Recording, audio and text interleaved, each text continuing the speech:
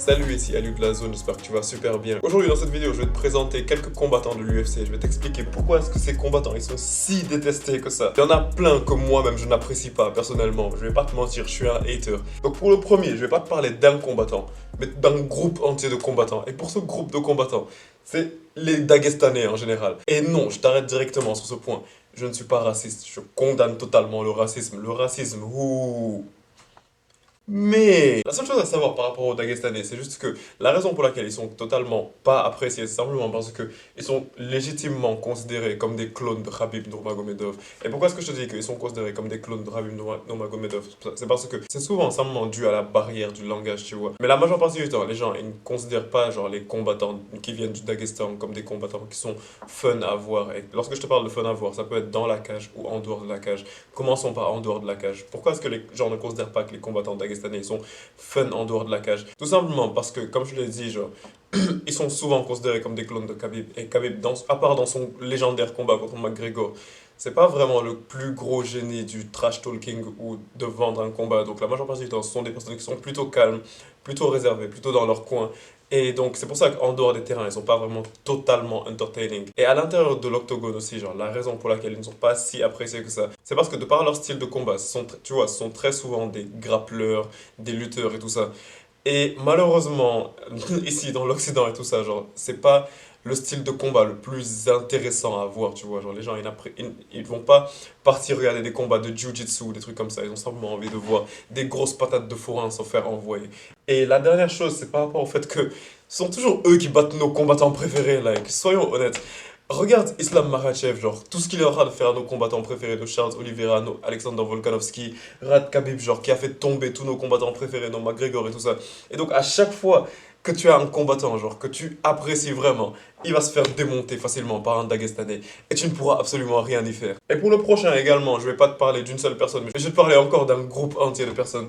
Et pour ce groupe, il s'agit simplement des femmes. Donc franchement les gars, la misogynie ou... Bon, je vais pas encore refaire ce que je te disais tout de suite, mais la raison pour laquelle les gens n'aiment pas vraiment regarder les combats des femmes, c'est tout simplement parce que, c'est triste à dire, mais à l'UFC, à l'heure actuelle, c'est juste que les combats ne sont pas spectaculaires comme les combats des hommes. Et je t'arrête directement avant que tu me lâches un commentaire de haine, tu me traites de sexiste et n'importe quoi. Oui, bien évidemment, il y a eu des filles qui démolissaient tout sur leur passage. Je pense notamment à Amanda Nunes, à Ronda Rousey, à Holly Holm. Bien évidemment, il y avait des filles qui avaient vraiment un règne impossible à arrêter, tu vois. Mais cela n'empêche que si tu regardes le niveau auquel elles étaient, tu te rendais compte qu'il y avait littéralement pas de concurrence. Genre, c'était littéralement les plus fortes de leur catégorie et il y avait quasiment personne pour les stopper. C'est un petit peu triste quand même.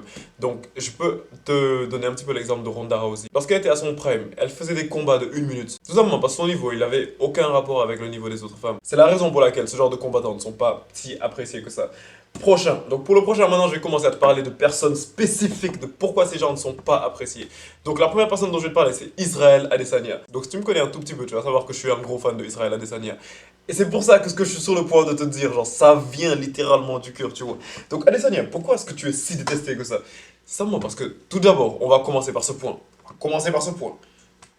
Tu es super cringe. C'est vraiment le premier point, genre, c'est sa personnalité. Genre, il essaie toujours de sortir des punchlines. Et dans sa tête, le gars, il pense que tout ce qu'il lui reste à faire, c'est jeter le mic et se barrer. Alors que c'est juste cringe, mon gars. Et ça va directement de pair avec le fait qu'il a été exposé récemment. Et lorsque je dis qu'il s'est fait exposer, c'était par rapport à son combat récent contre Sean Strickland, dans lequel vraiment on était en train de le trash talk à un point et qu'il n'arrivait pas à répondre. Et on l'appelait littéralement sur plein de domaines un petit peu cringe de sa vie. Un petit peu comme quand il est parti signer un contrat en Chine et qu'il était obligé de dire devant le monde entier que il était chinois. Bon, mon gars, je pense que t'es pas chinois. Également, le fait qu'il y ait eu une vidéo qui est devenue virale dans laquelle il était en train de LeBron James, son chien. Ouais, je te conseille pas d'aller rechercher. Franchement, si ça ne se tenait qu'à sa personnalité, on allait juste dire, ouais, genre, c'est un combattant cringe et tout. Mais ouais, genre, il y aurait pas vraiment de raison de le détester en tant que tel, tu vois.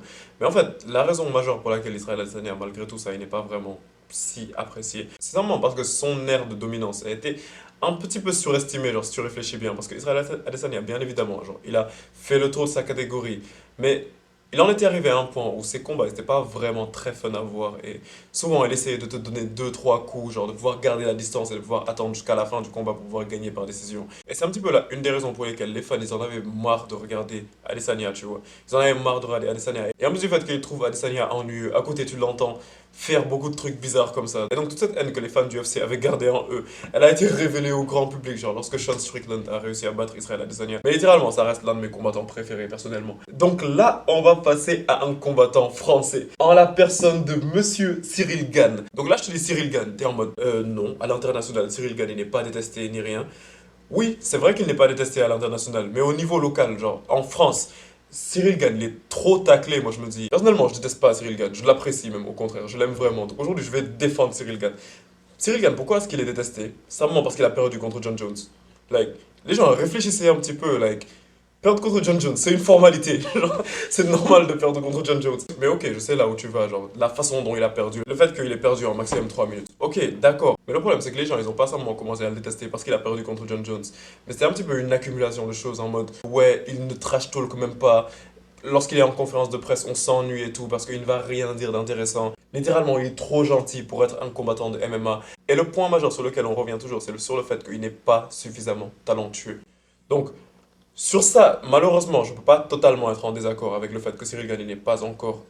Avec le fait que Cyril Gane n'est pas suffisamment talentueux. Si on réfléchit bien, quel est l'avantage de Cyril Gane? Simplement le fait que pour un heavyweight, il se déplace vite, tu vois. Parce que même en anglais, c'est pas la personne la plus technique. Et il ne sait pas lutter. Donc c'est ça les problèmes que Cyril Gane a sur le point de vue de combat, tu vois.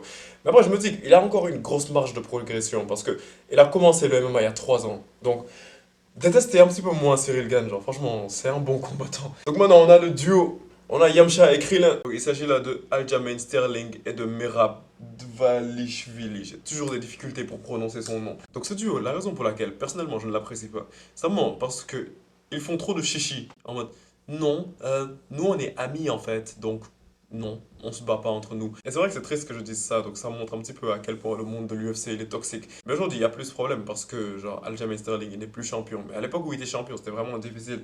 Parce que c'était difficile de trouver un adversaire à Aljamain Sterling ou de trouver un adversaire à Merab. Tout simplement parce que les deux, ils refusaient de s'affronter entre eux, donc ça bloquait littéralement la catégorie. Maintenant, ces deux-là, on va un petit peu les dissocier comme ça et on va les analyser à part. Si on va tout d'abord, donc, Aljamain Sterling. Pourquoi est-ce que Aljamain Sterling en tant que tel n'est pas apprécié? Bon, avant même de parler d'autres choses, simplement dû à la manière par laquelle il a gagné sa ceinture des suites de la disqualification de son adversaire. Donc il y a plein de gens qui disaient que ouais, il simulait, il en faisait trop après avoir reçu ce coup illégal et tout ça. Bon, ça franchement, c'est un petit peu de la haine gratuite envers le gars, si on est honnête.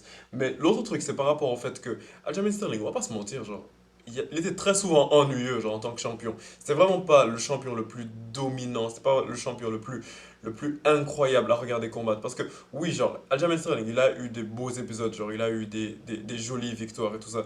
Mais c'était vraiment pas trop intéressant de regarder des combats de Aljamain Sterling. Donc c'est la raison pour laquelle leur catégorie aujourd'hui, elle se sent si bien que ça. Parce que avec la venue de Sugar Sean O'Malley, c'est un petit peu tout ce que les fans voulaient en fait. Genre, ils voulaient juste que Aljamain Sterling perde cette ceinture afin qu'il puisse avoir un champion qui est en mesure de leur proposer des combats fun, combat après combat. Et c'est triste de se dire ça, mais on voit que même au sein de l'UFC, genre je te parle même pas des fans, mais dans l'UFC, Aljamain Sterling, ça se voit qu'il n'est pas vraiment très apprécié. Parce que dès qu'il a perdu la ceinture, il n'a pas eu de rematch. Et maintenant, Dana White avait envie de le faire combattre contre quelqu'un qui n'a même pas encore eu un combat à l'UFC. Maintenant, Merab. Pourquoi est-ce que Merab il n'est pas apprécié? Tout d'abord, comme ce que je t'avais dit, parce qu'il n'a pas envie d'affronter Aljamain Sterling. Et également, simplement parce que Merab, c'est un grappleur, genre c'est un lutteur. Et les gens, ils n'aiment pas particulièrement les combats des lutteurs.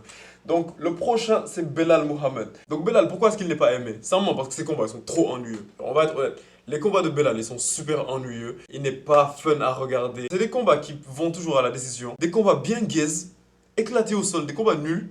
Mais il gagne toujours. Genre, c'est ça qu'on comprend pas en fait. Genre, il arrive toujours à trouver un moyen de gagner son combat. Donc, c'est un petit peu la raison pour laquelle, genre, les gens, ils n'aiment pas regarder les combats de Belal. Mais on se dit que légitimement, si on réfléchit bien, genre si on reste honnête pendant 2 minutes, vu les victoires qu'il a, genre lui il mérite bien sa place dans le classement et il méritera bientôt un title shot. Donc ouais, genre ça veut dire qu'on n'est pas épargné d'un avenir proche dans lequel Belal Mohamed serait champion. Et donc on en arrive à la dernière personne qui est l'une des personnes les plus détestées dans l'UFC à l'heure actuelle. Il s'agit bien évidemment de Colby Covington. Donc Colby Covington, la raison majeure pour laquelle il est si détesté que ça, c'est tout simplement parce que c'est une snitch. Tout simplement dû à son clash qu'il a eu avec Jorge Masvidal. Vraiment, si tu connais pas son histoire avec Masvidal, je te conseille simplement de te renseigner un petit peu sur l'histoire entre Jorge Masvidal et Colby Covington et tu vas te rendre compte genre, de pourquoi est-ce qu'il y a plein de gens qui le considèrent comme un faux.